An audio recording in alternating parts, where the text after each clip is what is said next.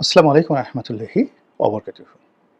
সম্মানিত দর্শক, বিএনপি তার রাজনৈতিক জীবনে একটা ঐতিহাসিক সংকটময় পরিস্থিতিতে পড়েছে। একইভাবে বিএনপির শীর্ষ নেতা জনাব তারেক রহমান এই মুহূর্তে তার জীবনের যে সবচেয়ে চ্যালেঞ্জ, এই চ্যালেঞ্জের মুখে তিনি পড়েছেন।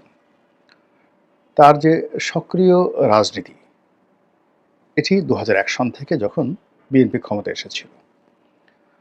তো তার আগ থেকেই যেহেতু তিনি একটি রাজনৈতিক পরিবারের সন্তান, অর্থাৎ তার বাবা যখন আ রাষ্ট্রপতি হলেন, তখন থেকে রাজনীতি তিনি খুব ঘনিষ্ঠভাবে দেখে আসছেন। তার জীবন যেভাবে গড়ে উঠেছে, এখানে ট্র্যাজেডি, এখানে কমেডির চাইতে ট্র্যাজেডিটাই খুব বেশি। তিনি যে বয়সে এতিম হয়েছেন, অর্থাৎ তার বাবা যে নির্মমভাবে খুন হয়েছেন এবং যে বয়সে তিনি পিতৃহারা হয়েছেন, যেকোনো সন্তানের জন্য এটা একটা বিশাল মনোবেদনা এবং সেই মনোবেদনার মধ্যে তার কৈশোর কেটেছে। কৈশোর কাটার পরে তার পুরো কৈশোরের যে সময়টি, সেখান থেকে একেবারে যৌবনের যে প্রারম্ভ এরশাদের জমানাতে, তখন জিয়া পরিবারের উপরে যে রাজনৈতিক সন্ত্রাস চলেছে, জুলুম চলেছে, দমন চলেছে, পীড়ন চলেছে, ওটি জনাব তারেক রহমান এবং তার পরিবারের উপর নিদারুণ নেতিবাচক একটা যাকে বলা হয় প্রতিক্রিয়া তৈরি হয়েছে। ফ্রাস্ট্রেশন। এই যে ফ্রাস্ট্রেশন, এই ফ্রাস্ট্রেশন থেকে তিনি কখনো বের হতে পারবেন না মৃত্যু পর্যন্ত। এটা কেউ পারবে না, আপনিও পারবেন না, আমিও পারব না। এবং এখন পর্যন্ত তার জীবনের যে প্রাপ্তি, এমন কোনো প্রাপ্তি নেই যে প্রাপ্তির কারণে তার যে অতীতের দুঃখ, বেদনা, যেটাকে বলা হয় ট্র্যাজেডি, এরর অফ ট্র্যাজেডি, এটাকে তিনি অতিক্রম করতে পারেন। এরকম কোনো ঘটনা ঘটেনি। বিএনপি রাষ্ট্র ক্ষমতায় এসেছে ২ বার। কিন্তু সেই রাষ্ট্র ক্ষমতায় জনাব তারেক রহমানের যে স্যাটিসফ্যাকশন, তার যে তৃপ্তি, তার যে বিস্তৃতি, এটি হওয়ার পরিবর্তে বিএনপির ক্ষমতা গ্রহণ এবং ক্ষমতা হারানো প্রায় সব ক্ষেত্রেই তাকে শারীরিকভাবে, মানসিকভাবে বিপর্যস্ত করে ফেলেছে। ১/১১ পর থেকে তিনি দেশের বাইরে আছেন। আর ২০০১ থেকে ২০০৬ পর্যন্ত তিনি বাংলাদেশে ছিলেন।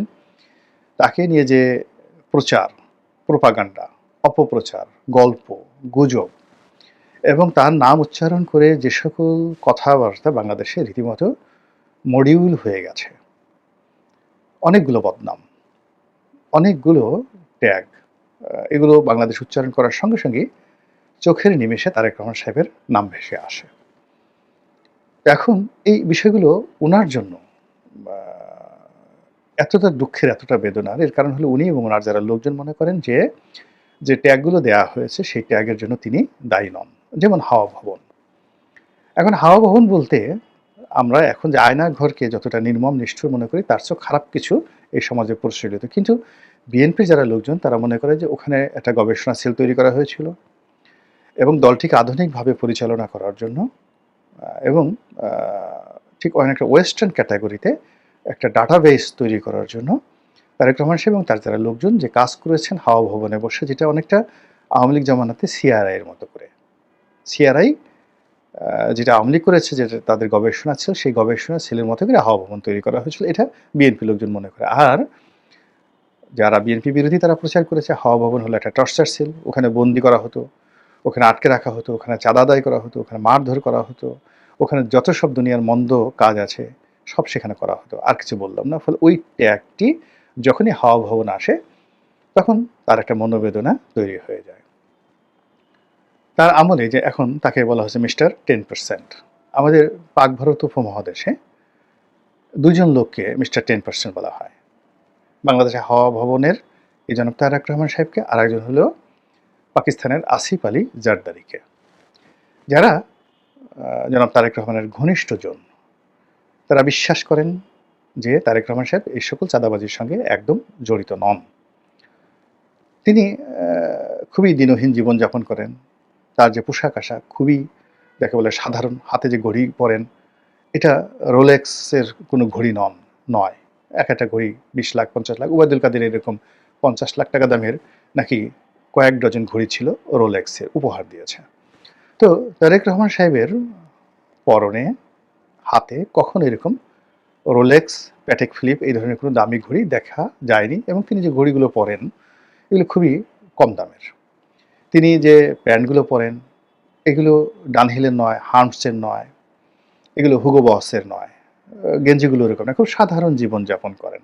তো একটা মানুষ যদি 10% করে টাকা নেন, এত হাজার হাজার কোটি টাকা নেন, টাকার গরম এমন একটা বিষয়, টাকার গরম কেউ লুকাতে পারে না। যৌবন যেমন মানুষ লুকাতে পারে না, নতুন পানিতে যেমন মাছগুলো মানে খুব লাফাতে থাকে, তেমনি মানুষের যখন টাকা হয় তার পোশাক আশাক, তার চাল চলন, কথাবার্তায় সব কিছুতে একটা টাকার ভাবসাব থাকে। শেখ হাসিনার জমানাতে শেখ হাসিনার একটা খুব কথা ছিল যে এখন অনেক এই জমানাতে একেবারে ফকিন্নির ছেলে মেয়েরা ওদের টাকা হয়েছে, এখন তাদের টাকা হওয়ার পর বডিগার্ড নিয়ে চলবে, তারপর সে গাড়িতে ভো ভো আওয়াজ লাগাবে, মসজিদে যাবে, সেখানে গিয়েও তারা এই ফুটানি দেখাবে। শেখ হাসিনার কথা, মানে টাকা আসলে গোপন রাখা যায় না। তো তারেক রহমান সাহেবের যে টাকা 10% যদি একটা সরকার চালায়, সব কাজে রাষ্ট্রীয় কর্মে যদি তিনি 10% নিয়ে থাকেন, তাহলে ধরুন 2001 থেকে 2006 পর্যন্ত যত বাজেট হয়েছে তার 10% যোগ করেন, কত হাজার কোটি টাকা হয়। তো সেই টাকাগুলো কোথায় আছে? তো সেই টাকা দিয়ে কেন তিনি হীরামণি মুক্তা জহরত নিজের জন্য, তার কন্যার জন্য, তার স্ত্রীর জন্য কিনলেন না? তো এগুলো তার লোকজন বলেন। এবং তারেক রহমান সাহেব দুঃখ পান যখন তাকে এরকম চাঁদাবাজ বলা হয়, তাকে 10% বলা হয়, মিস্টার 10%, এবং অতীতে বলা হতো, আবারই এখন নতুন করে মিস্টার 10% বলে চরমোনাইয়ের পীর থেকে শুরু করে অন্যান্য যারা আছেন, জামাতের লোকজন আছেন, তারা আবার তাকে মিস্টার 10% বলার চেষ্টা করছেন। এগুলো আসলে তাকে খুব আহত করে। এরপরে তিনি দীর্ঘদিন যাবৎ প্রবাসে আছেন, তার মা জেলে ছিলেন, এই সময়ের মধ্যে তার ভাই মারা গেছেন, এবং কোকুকে তিনি খুবই স্নেহ করতেন, ভীষণ রকম স্নেহ করতেন, অসাধারণ স্নেহ করতেন। তো রাজনীতির এই গ্যাড়াকলে বসে তিনি তার ভাইয়ের যে যে শেষকৃত্য, এটাতে তিনি অংশগ্রহণ করতে পারেননি। তার মায়ের সঙ্গে তার দীর্ঘদিন পরে দেখা সাক্ষাৎ হলো। যে কোনো সন্তান এবং মায়ের সঙ্গে যে একটা অনবদ্য সম্পর্ক থাকে, সেই সম্পর্কটা তারেক রহমান সাহেবের জন্য ট্রাজেডি। তো ফলে তার জীবনের প্রাপ্তিটা কি, তিনি কি পেয়েছেন? মধ্যে একাগারের সময় তার সঙ্গে যে নির্মম নিষ্ঠুর আচরণ করা হয়েছে, তাকে কারারুদ্ধ করা হয়েছে, তার উপর জুলুম চলেছে, অত্যাচার চলেছে। বাংলাদেশে যদি তাকে আরো 1000 বছর প্রধানমন্ত্রী বানানো হয়, তিনি থাকেন। কিন্তু ওই যে তাকে ফ্যানের সঙ্গে টানিয়ে যে ছবিগুলো আমরা দেখি, জুলুম করা হয়েছে, নির্যাতন করা হয়েছে, বলা হচ্ছে তার মেরুদণ্ডের হাড় ভেঙে দেওয়া হয়েছে, এবং এটা নিয়ে রাজনৈতিক যারা প্রতিপক্ষ তারা যেভাবে ট্রল করছে, মাজা ভেঙে দিয়েছে, মিলিটারি মাজা ভেঙে দিয়েছে, এই কথাগুলো তার কানে যখন যায়, এটা মারাত্মক বেদনা তৈরি করে। এবং সেই বেদনা নিয়েই কিন্তু তিনি রাজনীতি করে যাচ্ছেন সেই 2001 সন থেকে আজ অবধি সরাসরি, মানে কত বছর হলো? 25 বছর। তো এই 25 বছর সরাসরি জাতীয় রাজনীতি করছেন এবং দলটিকে শীর্ষ পর্যায়ে নেতৃত্ব দিচ্ছেন, তাও 15 বছর হলো। যেদিন তিনি প্রথম যুগ্ম মহাসচিব হলেন, তারপরে শেষে তিনি ভারপ্রাপ্ত চেয়ারপারসন হলেন, মানে পুরো দলটা তো তিনিই চালাচ্ছেন। তো এই চালানোর মধ্যে তার জীবনে চ্যালেঞ্জ এসেছে।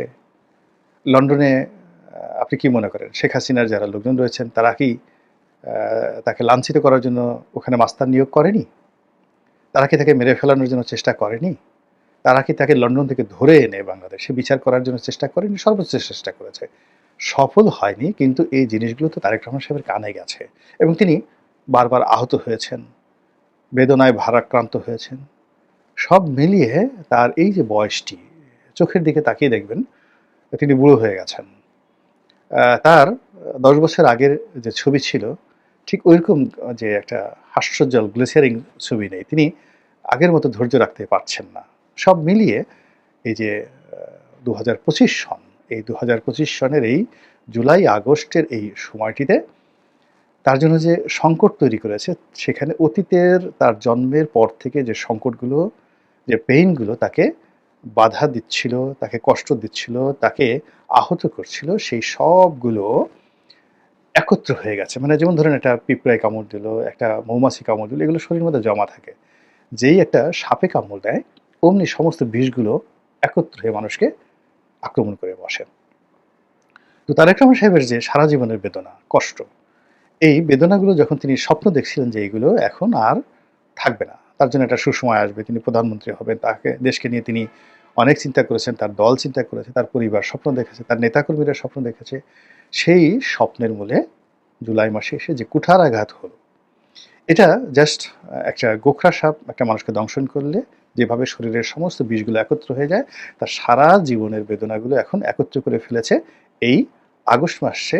তাকে নিয়ে যে অপপ্রচার হচ্ছে কিংবা প্রচার হচ্ছে, তাকে যেভাবে দায়ী করা হচ্ছে, তাকে যেভাবে আক্রমণ করা হচ্ছে, তাকে যেভাবে বেইজ্জতি করা হচ্ছে, এবং এগুলোর বিপরীতে তার দলের লোকজন আবার তাকে সাপোর্ট করে যে সকল কথাবার্তা বলছে, ওতে আরও মানে বেদনা বেড়ে যাচ্ছে। যেমন ধরুন, আপনাকে একজন একটা থাপ্পড় মারলো, তো থাপ্পড় মারার পর আপনার গাল একদম লাল টকটকে হয়ে গেল, আপনি বেদনায় কাতরাচ্ছেন। আপনার একজন আপনজন, ধরুন খুব আপনি যাকে সবচেয়ে বেশি ভালোবাসেন, আপনার কন্যার সন্তান, 6 থেকে 7 বছর বয়স, সে এসে আপনার গলা জড়িয়ে ধরলো, কতক্ষণ কাঁদলো, তারপরে আপনার ক্ষতস্থানে হাত বুলিয়ে বললো, বাবা ওরা কি তোমাকে খুব বেশি মেরেছে? তো এই যে দেখেন, আপনার প্রিয়তম কন্যার যে সহানুভূতি, এটা আপনার বেদনা কিন্তু আরও বাড়িয়ে দেবে, সহানুভূতি জাগাবে না।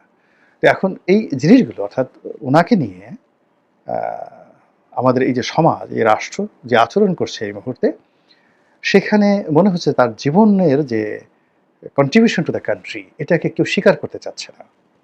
তিনি যে একটা বৃহৎ দল শত জুলুম অত্যাচারের বিপরীতে নেতৃত্ব দিয়ে প্রায় 35% জনসমর্থনকে কনসেন্ট্রেট করে একটা রাজনৈতিক যাকে বলা হয় শক্তিকে তিনি দেশের সেবায় বা দেশের কাজে লাগানোর জন্য একটা পলিটিক্যাল ফোর্সকে তিনি ঐক্যবদ্ধ রেখেছেন, এটাকে মানুষজন মনে করছে মশা মাছির মতো, এটার কোনো গুরুত্বই নেই।